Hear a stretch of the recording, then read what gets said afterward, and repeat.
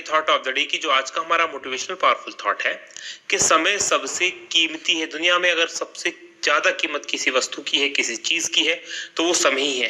क्योंकि समय ही दुनिया में एकमात्र ऐसी चीज है जो एक बार अगर चली जाए तो कभी भी वापस नहीं आ सकती। बाकी दुनिया की हर चीज को आप वापस ला सकते हो। आपका स्वास्थ्य खराब हो जाए तो स्वास्थ्य को वापस ला सकते हो। अगर आपका पैसा चला जाए तो आप पैसे को वापस लेके आ सकते हो। लेकिन एक बार अगर आपके हाथ से समय निकल गया तो समय को वापस लाना असंभव है। आप किसी भी कीमत को समय पर वापस नहीं प्राप्त कर सकते। तो अपने समय को बहुत सोच समझ के इन्वेस्ट करो। इसके एक एक क्षण का उपयोग करने की कोशिश करो। इसी थॉट के साथ आगे बढ़ेंगे, बात करेंगे क्विक रिवीजन कल के पढ़े गए करंट अफेयर के प्रश्नों का। पहला प्रश्न है कि हाल ही में संसद में कौन सा विधेयक पारित हुआ है। तो संसद में काफी सारे विधेयक पारित हुए हैं। इनमें से बैंकिंग विनियमन संशोधन विधेयक, दूसरा कंपनी संशोधन विधेयक और तीसरा आवश्यक वस्तु संशोधन विधेयक। दूसरा प्रश्न है कि विश्व गेंडा दिवस कब मनाया जाता है। तो ये 22 सितंबर को। तीसरा प्रश्न है कि हाल ही में भारत और किस देश के बीच पहली कार्गो फेरी सेवा शुरू हुई है। तो ये भारत और मालदीव के बीच में शुरू हुई है। चौथा प्रश्न है कि डीआरडीओ ने किस नाम के तेज रफ्तार एक्सपेंडेबल एरियल टारगेट यान का सफल उड़ान परीक्षण किया है और इसका नाम है अभ्यास। और पांचवा प्रश्न है कि किसको मध्य प्रदेश हाई कोर्ट का कार्यवाहक मुख्य न्यायाधीश के रूप में नियुक्त किया गया है। तो ये संजय यादव है। छठवां प्रश्न है कि किस राज्य में किसानों को 10,000 रुपए सम्मान निधि प्रदान की जाएगी। तो ये मध्य प्रदेश के किसानों को की जाएगी। सातवां प्रश्न है कि माउंट एवरेस्ट पर बिना ऑक्सीजन 10 बार चढ़ने वाले पहले व्यक्ति आंग रीता शेरपा इनका निधन हो गया। ये किस देश के थे। तो ये नेपाल के थे। और आठवां प्रश्न है कि 72वां एमी पुरस्कार 2020 में सर्वश्रेष्ठ ड्रामा सीरीज का खिताब किसे दिया गया है। तो ये ड्रामा सीरीज है सक्सेशन। और नवा प्रश्न है कि हाल ही में प्रधानमंत्री नरेंद्र मोदी ने चिकित्सा शिक्षा के लिए कौन सा पुरस्कार जीता है। तो ये आईजी नोबेल पुरस्कार है। और 10वां प्रश्न है कि इटालियन ओपन टेनिस प्रतियोगिता का पुरुष सिंगल्स का खिताब किसने जीता है। तो ये दुनिया के नंबर 1 खिलाड़ी नोवाक जोकोविच ने जीता है। ये थे हमारे कल के पढ़े गए करंट अफेयर के प्रश्नों का क्विक रिवीजन। आगे बढ़ेंगे, आज के प्रश्नों की बात करेंगे। और आज के करंट अफेयर का पहला प्रश्न है कि संसद ने श्रमिकों के कल्याण के लिए कितने श्रम संहिता विधेयक पारित किए हैं। तो 3 श्रम संहिता विधेयक का संसद के द्वारा पारित किए गए हैं, यानी कि लोकसभा राज्यसभा दोनों ने इनको पारित कर दिया है। सी ऑप्शन प्रश्न का सही उत्तर है। डिटेल लिख लीजिए क्या है। तो संसद ने श्रमिकों के कल्याण और सुरक्षा के लिए श्रम संहिता संबंधी 3 विधेयक पारित किए हैं। पहला विधेयक जिसका नाम है व्यावसायिक सुरक्षा स्वास्थ्य और कार्यस्थिति संहिता 2020, इसमें किसी प्रतिष्ठान में जो व्यक्ति नियुक्त हैं उनकी व्यावसायिक सुरक्षा स्वास्थ्य और कार्य करने की दशाओं को विनियमित करने का प्रावधान किया गया है। यानी कि वहां पर किस प्रकार की दशाएं होंगी, उनके स्वास्थ्य को और सुरक्षा को लेकर क्या क्या मापदंड है जिनका पालन किया जाना सुनिश्चित किया जाएगा। तो इन सब के बारे में नियमित करने का काम किया गया है इस विधेयक में। दूसरे विधेयक जिसका नाम है औद्योगिक संबंध संहिता 2020, इसमें कर्मचारी संघ, औद्योगिक प्रतिष्ठान या उपक्रम में रोजगार की दशाएं, औद्योगिक विवादों की जांच और निपटान संबंधी कानूनों को संशोधित किया गया है। और तीसरा विधेयक है सामाजिक सुरक्षा संहिता 2020, इसके तहत देश में कर्मचारियों की जो सामाजिक सुरक्षा संबंधी कानून है उनको संशोधित किया गया है। तो ये आपको याद रखना कि श्रम कानून से संबंधित 3 श्रम संहिता विधेयकों को इसमें पारित किया गया है। बात करेंगे संसद की, तो संसद में 3 चीजों से मिलकर संसद बना है हमारा। लोकसभा, राज्यसभा और राष्ट्रपति, इन तीनों से मिलकर हमारे संसद का निर्माण होता है। और संविधान का अनुच्छेद 79 इसी बात का वर्णन करता है। बात करेंगे दूसरे प्रश्न की कि अंतर्राष्ट्रीय सांकेतिक भाषा दिवस यानी कि इंटरनेशनल साइन लैंग्वेज डे कब मनाया जाता है। और ये दिवस मनाया जाता है 23 सितंबर को, यानी कि डी ऑप्शन प्रश्न का सही उत्तर है। डिटेल लिख लीजिए क्या है। तो 23 सितंबर को विश्व स्तर पर अंतर्राष्ट्रीय सांकेतिक भाषा दिवस के रूप में मनाया जाता है। और इस दिन यानी कि सांकेतिक भाषाओं का जो ज्ञान है, साइन लैंग्वेजेस के बारे में जागरूकता लोगों की बढ़े और सांकेतिक भाषाओं की स्थिति को और मजबूत किया जाए, तो इसी के लिए ये दिवस मनाया जाता है। इस बार 2020 के सांकेतिक भाषा दिवस की थीम की बात करें तो sign languages are for everyone, ये इस बार का जो है विषय रखा गया है। बात 23 सितंबर की करें तो इसका चयन इसलिए किया गया कि 1951 में विश्व फेडरेशन ऑफ डेफ इसकी स्थापना की गई थी और इसी की याद में 23 सितंबर को ये दिन मनाया जाता है, जो बधिर लोगों के लिए 135 राष्ट्रीय संघों का एक संघ है, यानी कि 135 देशों का एक संगठन है। बात तीसरे प्रश्न की होगी कि भारतीय नौसेना ने किस देश की नौसेना के साथ मिलकर पैसेज अभ्यास शुरू किया है, और ये शुरू किया गया है ऑस्ट्रेलिया की नौसेना के साथ मिलकर, यानी कि डी ऑप्शन प्रश्न का सही उत्तर है। डिटेल लिख लीजिए क्या है। तो भारत की नौसेना और रॉयल ऑस्ट्रेलियाई नौसेना RAN इसके बीच पूर्वी हिंद महासागर क्षेत्र के अंदर नौसैनिक अभ्यास, जिसका नाम है पैसेज एक्सरसाइज या जिसको शॉर्ट में पास एक्स के नाम से भी जाना जाता है, ये प्रारंभ हो गया है। और इस अभ्यास में ऑस्ट्रेलिया की ओर से HMS होबोर्ट और भारतीय नौसेना की ओर से INS सहाद्री और करमुक पूत जो हैं वो भाग ले रहे हैं। और पास एक्स यानी कि पैसेज एक्सरसाइज ये नियमित रूप से मित्र देशों की जो नौसेनाएं होती हैं उनकी टुकड़ियों के साथ भारतीय नौसेना के द्वारा किया जाने वाला एक अभ्यास है, तो ये आप याद रखेंगे। बात भारतीय नौसेना और ऑस्ट्रेलिया की करेंगे तो सबसे पहले भारतीय नौसेना के बारे में बता दूं। इसकी स्थापना हुई थी 1612 में आदर्श वाहक के श्रम नौवर्णा, और नौसेना दिवस 4 दिसंबर को मनाया जाता है, और नौसेना प्रमुख वर्तमान में एडमिरल करमवीर सिंह है। वहीं ऑस्ट्रेलिया की हम बात करें तो यहाँ की राजधानी कैनबरा है। यहाँ के जो प्रधानमंत्री हैं स्कॉट मॉरिसन है, और मुद्रा यहाँ की ऑस्ट्रेलियन डॉलर है। चलिए अब मैं आपको सबसे पहले ऑस्ट्रेलिया के बारे में पिछले करंट अफेयर में पूछे गए कुछ और तथ्यों को बता देता हूं। 10 सितंबर को मैंने आपको पढ़ाया था कि भारत, फ्रांस और ऑस्ट्रेलिया की पहली त्रिपक्षीय वार्ता ये 9 सितंबर को वर्चुअली आयोजित की गई थी, तो भारत, फ्रांस और ऑस्ट्रेलिया की। दूसरा 22 अगस्त को मैंने आपको बताया था कि भारत, ऑस्ट्रेलिया और जापान ने चीन पर आत्मनिर्भरता को कम करने के लिए एक त्रिपक्षीय आपूर्ति श्रृंखला लचीलापन इसके शुभारंभ के लिए विचार विमर्श शुरू किया है। तो आप ये याद रखेंगे, भारत, जापान और ऑस्ट्रेलिया ने चीन पर जो सामान हम मंगाते हैं, आयात करते हैं चाइना से, बहुत ज्यादा मैन्युफैक्चरिंग क्योंकि चाइना में होती है, तो उसको कम करने के लिए भारत, ऑस्ट्रेलिया और जापान ने एक पहल करने की शुरुआत की है। और दूसरा भारत, फ्रांस और ऑस्ट्रेलिया की त्रिपक्षीय बैठक हुई है। बात मैं मैप में मैं आपको ऑस्ट्रेलिया लिए चलता हूं। तो जैसा कि आप स्क्रीन पर देख पा रहे हैं, ये हमारा भारत है, और हमारे भारत से अगर आपको ऑस्ट्रेलिया जाना है तो मूव करना पड़ेगा आपको नीचे दक्षिण में आप पहुंचेंगे। ये इंडियन ओशियन है, हिंद महासागर, और हिंद महासागर में देखेंगे तो ये जो आपको देश दिखाई दे रहा है बड़ा सा, ये ऑस्ट्रेलिया है। अब ऑस्ट्रेलिया की राजधानी अगर आपसे पूछा है तो इसकी राजधानी कैनबरा है, और कैनबरा को देखेंगे तो ये ऑस्ट्रेलिया के पूर्वी क्षेत्र की तरफ आती है। अगर आप देखेंगे ऑस्ट्रेलिया को, तो ऑस्ट्रेलिया का जो बीच का हिस्सा है वो बहुत बड़ा डेजर्ट यहाँ पर है, जिसको ग्रेट विक्टोरिया डेजर्ट के नाम से जानते हैं, और इसके जो अधिकांश शहर हैं वो इसके किनारों पर बसे हैं। जैसे आप देखेंगे सिडनी है, मेलबर्न है, ब्रिस्बेन है, इस तरफ देखेंगे पर्थ है, तो ये सब वो हैं जो इसके किनारों पर बसे हुए हैं। और यहाँ पर इसके अलावा एक और चीज याद रखेंगे, ग्रेट बैरियर रीफ है। इस तरफ अगर आप देखेंगे तो ग्रेट बैरियर रीफ है, तो ये भी आप याद रखेंगे। और यहाँ पर जो पहाड़ियां हैं उनका नाम है ग्रेट डिवाइडिंग रेंज, तो ये आप याद रखेंगे, ग्रेट डिवाइडिंग रेंज और ग्रेट बैरियर रीफ, ये आप याद रखेंगे। ये ऑस्ट्रेलिया के पूर्वी तट पर प्रशांत महासागर में है। आगे बढ़ेंगे, बात करेंगे अब हम अगले प्रश्न की। अगला प्रश्न आपके सामने चौथा है कि DRDO ने कहा MBT अर्जुन से लेजर गाइडेड टैंक रोधी मिसाइल का सफलतापूर्वक परीक्षण किया है, और ये परीक्षण हुआ है अहमदनगर, महाराष्ट्र में, यानी कि सी ऑप्शन प्रश्न का सही उत्तर है। डिटेल लिख लीजिए क्या है। तो रक्षा अनुसंधान और विकास संगठन यानी कि defence research and development organisation DRDO, इसने अहमदनगर जो कि महाराष्ट्र में है, यहाँ पर MBT अर्जुन से लेजर गाइडेड टैंक रोधी मिसाइल का सफलतापूर्वक परीक्षण किया है।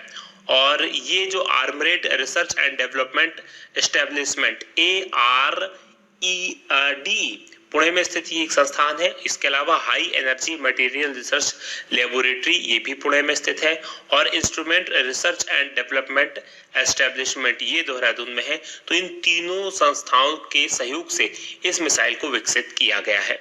लेजर गाइडेड जो AGM डेजिग्नेशन की सहायता से अपने निर्धारित लक्ष्य होता है उस पर जाकर सटीकता के साथ हमला करना सुरक्षित करती है, तो ये एक लेजर से इसको गाइड किया जाता है ताकि ये अपने सही निशाने पर पहुंच जाए। बात DRDO की करते हैं, यानी कि defence research and development organisation की। इसकी स्थापना हुई थी 1958 में, और वर्तमान में अध्यक्ष G सतीश रेड्डी हैं, और इनके कार्यकाल को 2 वर्ष के लिए यानी 2022 तक के लिए एक्सटेंड किया गया है, विस्तार दिया गया है। मोटो की बात करते हैं, इसका जो उद्देश्य मोटो है वलस्य मूलम विज्ञानम, यानी कि स्ट्रेंथ ओरिजिनेशन साइंस। आगे बढ़ेंगे, बात 5वें प्रश्न की होगी कि हाल ही में संसद ने किस राज्य के लिए आधिकारिक भाषा विधेयक 2020 पारित किया है? और ये पारित किया गया है जम्मू कश्मीर के लिए। यानी कि बी ऑप्शन प्रश्न का सही उत्तर है। डिटेल लिख लीजिए क्या है। तो राज्यसभा में जम्मू कश्मीर आधिकारिक भाषा विधेयक 2020 को पारित कर दिया गया। लोकसभा इस विधेयक को पहले ही पारित कर चुका है और इस विधेयक के तहत कश्मीरी, जो कश्मीर में बोली जाने वाली भाषा है, डोगरी, हिंदी, अंग्रेजी और उर्दू को केंद्र शासित प्रदेश जम्मू कश्मीर की आधिकारिक भाषा का दर्जा दिया गया है। अब जम्मू कश्मीर की आपसे बात करते हैं। यहाँ की राजधानी श्रीनगर है और राज्यपाल मनोज सिन्हा है। आप याद रखिएगा 31 अक्टूबर 2019 वो दिन था जब जम्मू कश्मीर राज्य को दो भागों में बांट दिया था। एक था लद्दाख और दूसरा था जम्मू कश्मीर, और दोनों को क्या बना दिया गया था? यूनियन टेरिटरी बना दिया गया था। इनमें जम्मू कश्मीर जो है उसके पास अपनी खुद की विधानसभा है, जबकि लद्दाख के पास विधानसभा नहीं है। और जम्मू कश्मीर में 5 अगस्त को अनुच्छेद 370 जो था उसको हटा दिया गया था। आगे बढ़ेंगे, बात करेंगे अब हम छठवें प्रश्न की कि दुनिया के 100 प्रभावशाली लोगों की सूची में, ये टाइम मैगजीन की सूची, एक्चुअल में टाइम की सूची में किस भारतीयों को शामिल किया गया है? इसमें 5 भारतीयों को शामिल किया गया है। उनमें से नरेंद्र मोदी भी हैं, आयुष्मान खुराना भी है, बिल्किस बानो भी है।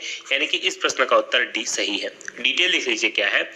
तो जो अमेरिका की प्रतिष्ठित मैगजीन है टाइम, इसने दुनिया के 100 प्रभावशाली लोगों की सूची में भारत के प्रधानमंत्री नरेंद्र मोदी को शामिल किया है। और इसमें अन्य जो भारतीय शामिल हैं वो है गूगल की जो पेरेंट कंपनी है अल्फाबेट इंक के सीईओ सुंदर पिचाई, बॉलीवुड के अभिनेता आयुष्मान खुराना, एचआईवी पर शोध करने वाले रविंदर गुप्ता और शाहीन बाग पर धरने में शामिल बिल्किस बानो, काफी उम्रदराज थी, इनको इसमें शामिल किया गया है। अब पीएम मोदी की बात करें तो इसके अलावा जो दूसरे नेता इस लिस्ट में शामिल किए गए हैं, जो चाइना के राष्ट्रपति शी जिनपिंग भी हैं, ताइवान की राष्ट्रपति साई इंग वैन है, डोनाल्ड ट्रंप है, कमला हैरिस है, जो बिडेन है, जर्मन चांसलर एंजेला मार्केल है। तो इस प्रकार के कई सारे नेताओं को भी सूची में शामिल किया गया है। बात करेंगे 7वें प्रश्न की कि किसके द्वारा लिखित वॉइसेस ऑफ डिसेंट नामक नई पुस्तक का विमोचन अक्टूबर में किया जाएगा। और इस पुस्तक की लेखिका है रोमिला थापर, जो कि एक इतिहासकार है। ए ऑप्शन प्रश्न का सही उत्तर है। डिटेल लिख लीजिए क्या है। तो इतिहासकार रोमिला थापर, इनके द्वारा लिखी गई पुस्तक है वॉइसेस ऑफ डिसेंट, और इस पुस्तक को पेंगुइन, रैंडम हाउस इंडिया और सीगल बुक्स के द्वारा संयुक्त रूप से प्रकाशित इसको किया जाएगा। और ये पुस्तक एक निबंध के रूप में है जो भारत में नागरिकता कानून लाया गया था और जो एनआरसी लागू किया जाना था, national registers of citizen, NRC जो लागू किया जाना था, तो इसके खिलाफ भारत में जो हालिया विरोध हुआ था उस पर केंद्रित होने के साथ साथ उसकी अभिव्यक्ति किस प्रकार से हुई, किस किस रूपों पर उसकी सार्वजनिक रूप से प्रतिक्रिया निकली, असंतोष क्या था, तो इन सब के बारे में इसमें निबंधों का संकलन है। रोमिला थापर के अगर प्रमुख पुस्तकों की बात करें तो हिस्ट्री ऑफ इंडिया जो 1966 में आई थी, इंटरप्रेटिंग अर्ली इंडिया 1992 में आई, early India from the origin to AD 1300 ये 2003 में ये पुस्तकें हैं जो इनकी लिखी गई हैं। बात करेंगे पिछले करंट अफेयर की कुछ और बुक्स के बारे में जो अभी हाल ही में रिलीज हुई है या होने वाली है। तो जो पॉप फ्रांसिस हैं उनकी नई किताब लेट्स अ स्ट्रीम ये दिसंबर 2020 में रिलीज होगी। इसके अलावा रामचंद्र गुहा की एक पुस्तक the Commonwealth of cricket A long life love affair with the most subtle and sophisticated game known to humankind, ये इन्होंने पुस्तक लिखी है। इसके अलावा चेतन भगत की एक पुस्तक है वन अरेंज्ड मर्डर, और इस पुस्तक का विमोचन 28 सितंबर को किया गया। बात करेंगे अब 8वें प्रश्न की। हाल ही में सुरेश अंगड़ी का कोरोना के कारण निधन हो गया, और ये किस मंत्रालय के मंत्री थे? केंद्र सरकार के मंत्री थे, और ये मंत्री थे रेल राज्य मंत्री, यानी कि सी ऑप्शन प्रश्न का सही उत्तर है। डिटेल लिख लीजिए क्या है। तो कोरोना विषाणु से संक्रमित पाए गए थे रेल राज्य मंत्री सुरेश चेन्नावासप्पा अंगड़ी, इनका अखिल भारतीय आयुर्विज्ञान संस्थान यानी एम्स में निधन हो गया। 65 साल इनकी एज थी, और ये कर्नाटक के बेलगावी से 4 बार सांसद रह चुके थे। रेल राज्य मंत्री सुरेश अंगड़ी की बात करें तो इनके सम्मान में राजधानी के जो सभी सरकारी भवन है उन पर अब राष्ट्रीय ध्वज आधे झुके रहेंगे। बात पिछले करंट अफेयर में और जो निधन हुए उनकी करें। अगर 30 सितंबर को मैंने आपको बताया था कि जो माउंट एवरेस्ट पर बिना ऑक्सीजन 10 बार चढ़ने वाले व्यक्ति थे नेपाल के आंग रीता शेरपा, उनका निधन हो गया। उसके अलावा 19 सितंबर को मैंने आपको बताया था कि भारतीय शास्त्रीय नृत्य, कला, वास्तुकला और कला इतिहास के विद्वान डॉक्टर कपिला वात्स्यायन, इनका 16 सितंबर को निधन हो गया। 14 सितंबर को मैंने आपको बताया था कि बिहार के दिग्गज नेता और पूर्व केंद्रीय मंत्री रघुवंश प्रसाद सिंह का 13 सितंबर को निधन हो गया। और 10 सितंबर को मैंने आपको बताया था कि देश के सबसे बड़े रेडियो टेलीस्कोप इसकी स्थापित करने वाले गोविंद स्वरूप का 91 वर्ष की आयु में निधन हो गया। तो ये निधन आप याद रखेंगे। बात 9वें प्रश्न की होगी कि मराठी और हिंदी फिल्मों की किस मशहूर अभिनेत्री का निधन हो गया, तो इनका नाम है आशा लता बावगांवकर, यानी कि ए ऑप्शन प्रश्न का सही उत्तर है। डिटेल लिख लीजिए क्या है, तो मराठी और हिंदी फिल्म की जानी मानी थिएटर अभिनेत्री आशा लता बावगांवकर, इनका निधन हो गया और इन्होंने कई सारी मराठी फिल्मों और नाटकों में अभिनय किया है। इसके अलावा बॉलीवुड में इन्होंने अपना, पराये, वो 7 दिन, नमक हलाल, जंजीर, इस प्रकार की जो फिल्में थी उनमें भी अभिनय किया है। बात करेंगे पिछले करंट अफेयर में और जो बॉलीवुड से संबंधित या फिल्म जगत से संबंधित लोगों की मृत्यु हुई है, तो 21 सितंबर को मैंने आपको बताया था कि तमिल निर्देशक बाबू सिवान, इनका निधन हो गया। 9 सितंबर को मैंने आपको बताया था कि तेलुगु फिल्मों के दिग्गज अभिनेता जयप्रकाश रेड्डी, इनका 74 साल की उम्र में निधन हो गया। 5 सितंबर को मैंने आपको बताया था कि लोकप्रिय फिल्म निर्माता निर्देशक जॉनी बख्शी, इनका मुंबई में निधन हो गया। और 30 अगस्त को बताया था कि 4 साल से कोलोन कैंसर से जूझ रहे हॉलीवुड के ब्लैक पैंथर अभिनेता चैडविक बॉसमैन, इनका निधन हो गया। बात 10वें प्रश्न की होगी कि कहां के निवासी खुशी को UNEP, united nations environmental programme द्वारा भारत का ग्रीन एम्बेसडर बनाया गया है, और ये सूरत, गुजरात की रहने वाली है, यानी कि डी ऑप्शन प्रश्न का सही उत्तर है। डिटेल लिख लीजिए क्या है, तो united nations environment programme UNEP, इसका एक प्रोग्राम चलता है तुंजा इको जनरेशन टीईजी, इसके द्वारा सूरत की खुशी चिंदालिया को पर्यावरण संरक्षण संबंधित विचारों से प्रभावित होकर भारत के लिए प्रादेशिक प्रमुख आरए के रूप में नियुक्त किया गया है। 17 साल की उम्र की है खुशी और इनको पर्यावरण के संरक्षण में उनकी जो योगदान है उसके लिए भारत का हरित राजदूत यानी कि ग्रीन एम्बेसडर भी नियुक्त किया गया है। फरवरी 2021 तक ये टीईजी के साथ ये खुशी जो है ये अलग अलग जागरूकता कार्यक्रमों पर काम करेगी और भारत के 100 युवाओं में से एक है जिनके निबंधों को यूनेस्को की पुस्तक में छापा जाएगा। ये था आज का हमारा करंट अफेयर। अब बात हम संयुक्त राष्ट्र पर्यावरण कार्यक्रम की करें तो इसकी स्थापना 1972 में हुई थी और इसका मुख्यालय नैरोबी केन्या में है। हमें आने आपसे कल जो प्रश्न पूछा था वो था कि अमेरिकी ओपन टेनिस प्रतियोगिता का महिला सिंगल्स का खिताब किसने जीता है, और प्रश्न का सही उत्तर है जापान की नाओमी ओसाका ने, यानी कि डी ऑप्शन प्रश्न का सही उत्तर है। आप में से बहुत सारे लोगों ने इस प्रश्न का सही उत्तर दिया। जो सही उत्तर देते हैं सवाल की तरफ आज का हमारा सवाल है कि राज्यसभा के उपसभापति के रूप में किन्हें निर्वाचित किया गया है, और राज्यसभा के जो उपसभापति के रूप में निर्वाचित कौन किए गए ये कमेंट करके जरूर बताइएगा। हाल ही में चर्चा में भी ये रहे थे, तो ये आपको हिंट है। और ये वीडियो कैसा लगा ये बताना मत भूलिएगा। आज की बात होगी यही समाप्त। आप लोगों का बहुत बहुत धन्यवाद। जय हिंद, जय भारत।